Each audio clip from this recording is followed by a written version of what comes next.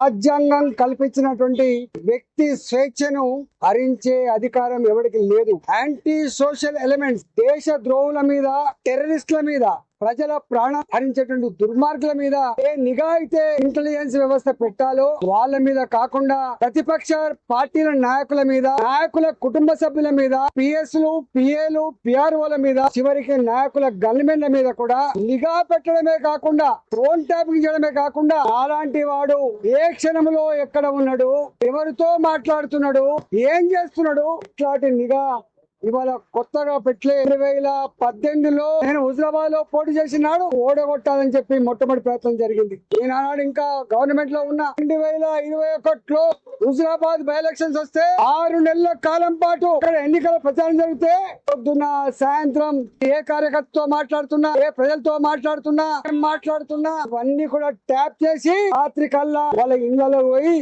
ఇటాను ఈటల ఆయనతో మాట్లాడినావు, ఇది మాట్లాడినావు, నువ్వు ఆయనకు కనుక సపోర్ట్ చేస్తే నీకు నష్టం ఇది జరుగుతుంది, లేకపోతే నీకు ప్రలోభం పెడతా అని చెప్పి డబ్బుల ఆశ చూపి, పదవుల ఆశ చూపి, అధికారంతో బెదిరించి ఓడగొట్టేటువంటి దుర్మార్గంగా ప్రయత్నం చేసినట్టుగా వందల ఎవిడెన్స్ ఇక్కడ చూపించడం జరిగింది. ఆ నాయకుల మధ్య జరిగిన సంభాషణలు కూడా ఇవాళ కాల్ డేటాలో వాళ్ళు చూపించడం జరిగింది. 2023లో గజ్వేల్ లో పోటీ చేసినప్పుడు గానీ, మళ్ళీ హుజరాబాద్ లో పోటీ చేసినప్పుడు గానీ ఇదే దుర్మార్గమైనటువంటి పద్ధతి కొనసాగింది. మేము మునుగోడులో బై ఎలక్షన్స్ వచ్చినాడు ప్రతి క్షణం మేము ఎక్కడ పడుకున్నాం, ఎక్కడ తింటున్నాం, ఎవరితో మాట్లాడుతున్నాం, ఏం చెప్తున్నాం అన్ని కూడా కేవలం దమ్ము లేనివాడు, ధైర్యం లేనివాడు, యుద్ధం చేసేటువంటి లేనివాడు ఇట్లాంటి దుర్మార్గాలు కొనిగడతాడు.